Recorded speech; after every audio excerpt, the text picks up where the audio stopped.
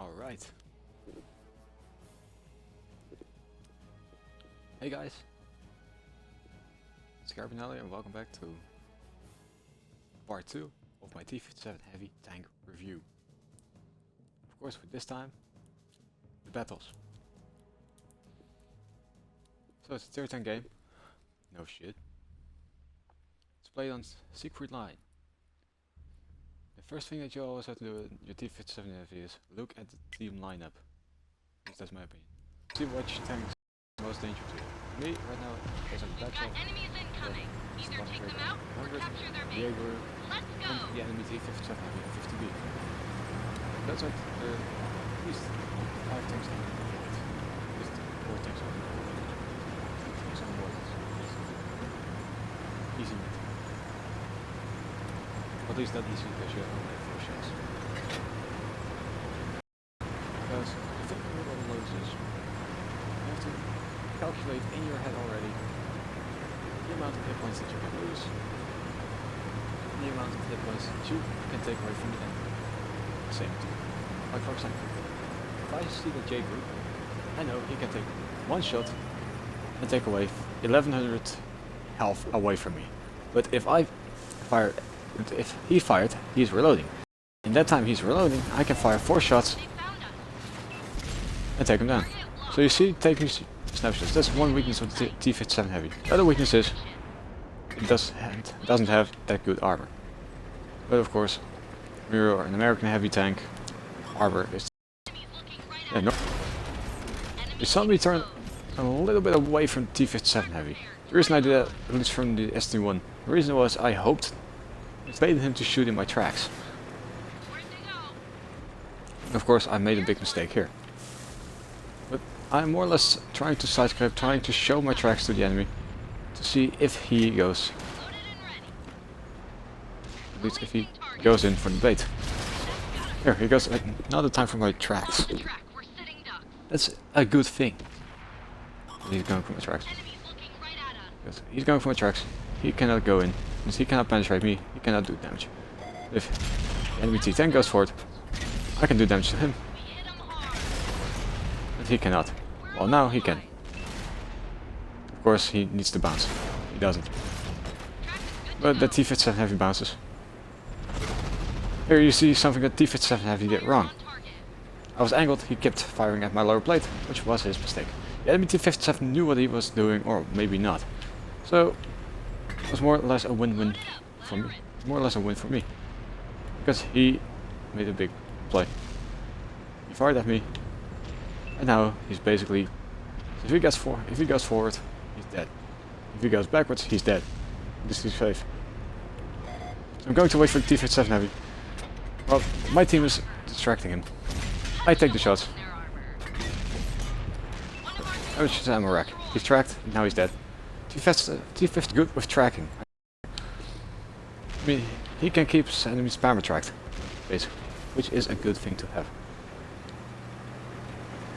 Also, t57 heavy doesn't have good armor, but he has troll armor, which you will see pretty much every time. Because as you can see, the frontal plate is kind of, well, troll. It's well rounded. So if enemies fire at it, he might bounce, or sometimes they might not bounce. It doesn't matter what you're doing, it's more or less a win-win.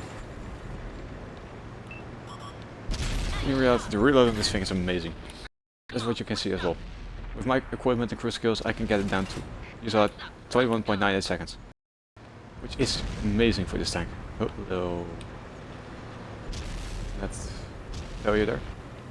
But, well, I cannot hold myself. So I'm waiting for that ST1 to get back up here. That ST1 needs to get back. VKB, just VK4502B, that's just fine, but that ST1 is still there. I don't want that ST1 to fire one more shot at me, because if he does, I'm doomed. So I have to wait. t57 heavy is not a good waiter. He needs to do damage. But the enemy has fired. I'm reloading again. Seconds. Good. Of course you see me having 7 penetrations. I'm not doing a lot of damage. I know I can support my team. I want to support my team because I am more or less support heavy. I'm not a brawler because of my autoloader. I'm more or less a supportive machine. I'm trying to make use of their capabilities. I'm at the front lines trying to support my team wherever I can.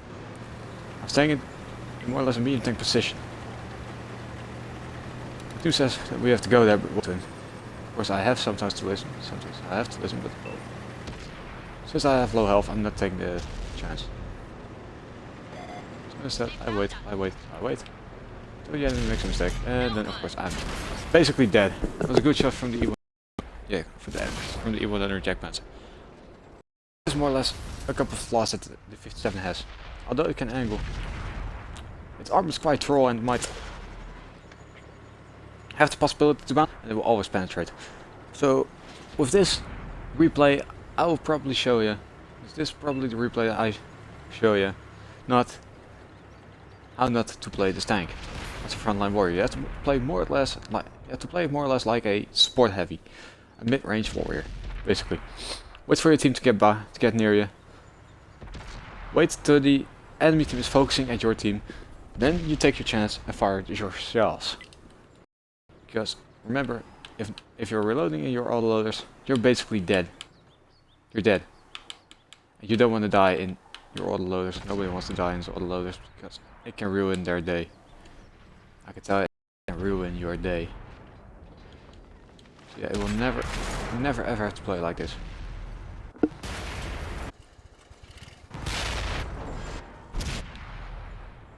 Yeah. This is the first replay. Did I do bad? Well, of course, I showed a lot of my side. I showed a lot of my tank here. I mean, the Jaeger could hit my track. He did pen because where he hit was right in the track. This was right in the frontal drive wheel, which is a hitbox, which will penetrate and do damage to your tank. So yeah, it's more or less a thing that I did wrong. What I also did wrong was stay too long in that same position. Instead I had to pull back when their tanks were retreating, so I could not get hit and stay at a distance. Yeah, now we only have to wait for the Waffen Drake to die. So yeah, what can I tell more about this tank then? Well, this tank was not actually built. It was more or less a prototype tank. It was basically the t59 wall type tank. It was supposed to have a 155mm cannon. Although it, well, yeah, was only a concept. What it did have were drawings of it, at least blueprint of it having a 120mm cannon, which in reality it did get.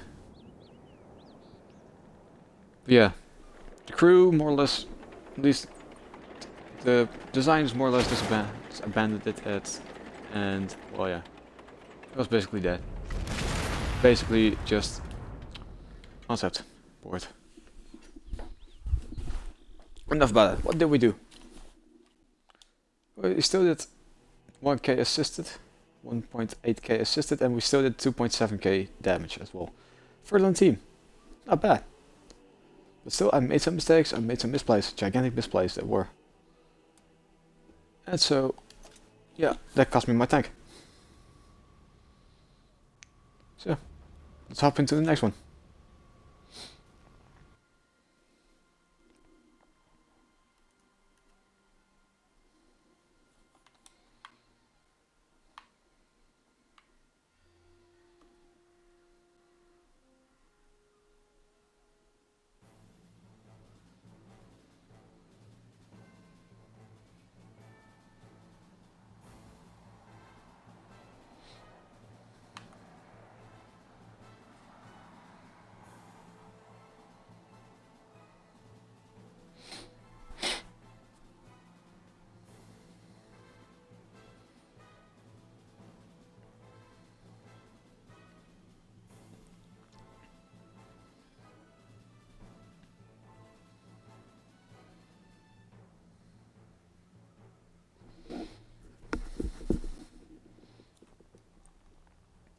And we're back. This time we're playing on Muravanka. But normally I would say in a 57 heavy you would go this way. But of course t57 heavy is playing more or less like a medium. So I'm playing it more or less like a medium. So this time I'm going with mediums. I'm going to the magical forest, which I have the fuel range for. I have the gun handling. I have the stats. I have the gun stats. Do I have enough mobility to get there? Well, this thing is not fast. This is something that you can see already. Compared to the 50B, it's not fast. But it does have a meaty engine. For its weight. Because its power to weight ratio is more just shy of 16.4, it does shift. It's mobile enough to get the tank forward and to get the tank to a good old-fashioned 35 kilometers per hour, which it will always reach that. Which it will always reach. Spotted already. So I have to use the terrain as my advantage. No, the arc is aiming at me. The chieftain is going that way as well, so I have to watch out for the chieftain. The chieftain has a high pen gun, high pen and a high rate of fire. So I will have to watch out for that guy. Artie is focusing me as well. I'm going up the hill to see what I can do up here. And then of course I have to wait for my team. Because if my team goes further, I go further. Because like I said before, in the first replay, this thing is a support heavy. It waits till the team gets here and then pushes forward. Because then it knows that it cannot be outnumbered. That's the thing that t57 heavy has a weakness for. Oh, them K4s are angry. Alright, one clip was bad. This was just a back clip. I lost too much health. So I had to pull back. Alright. Let's wait here.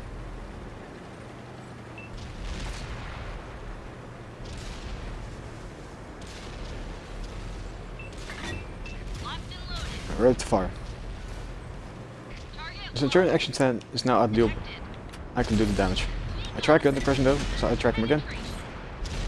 I keep him tracked, and now the Centurion Action 10 is dead. Now I'm reloading again. Of course, what you saw here was, I tracked the Centurion, lost some health, but the Centurion got killed in the process. Which of course is the biggest strength of the 57 heavy. If it fights in a group of tanks, it can never lose. Of course, if that E100 wasn't blocking, E100 wasn't blocking up the 100. But yeah, the 57 heavy is an amazing tank. Of course I'm going for a reload because, well, reloading is good. But now I see I make a mistake. The ST1 there, he's stock. The unfortunate guy is just being put into a tier tank again. Well, my big respect for him, but I keep him spotted. So I get spotting damage. That's why I keep coded optics on him. On the 57 heavy. Because coded optics will keep the tank spotted for me, so I get the assistance damage. Alright, I have to pull back to the base. Of course the 57 heavy is an area denial tank, basically just like the Waffentrager LV100. It is an area denial tank. It denies you the area. Until it's reloading. Because if it's reloading then it's dead. It's basically just useless. We're not gonna cap. I think I'll make a mistake, but I'm just trying to deny the area to deny the cap for them. Just going to deny the cap. I'm just gotta keep him busy long enough. So my team can cap. Of course the t57 heavy can do that as well. And of course I want to have some more damage in, just in case.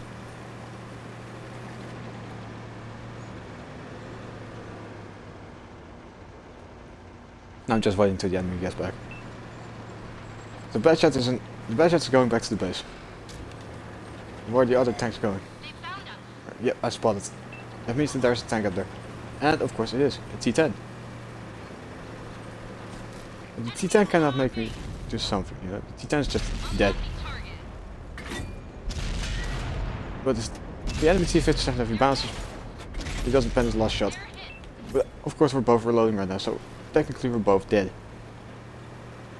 Keep an eye on the enemy chieftain. Oops. And we kept just in time. So yeah, we won. Right, this is something that t57 is good at. Area now. Yeah, here you have it. 2 games. One with the flaws and one with the good points. Hope you enjoyed the videos. Hope you enjoyed this entire tank review. If you did, please leave a like and subscribe to the channel. It will certainly help the channel out. Also, please leave a comment if you really did. So I know you watched it and I know I should do this more in the future. Thank you guys for watching, and I'll see you on the next one. Scarpa now, out.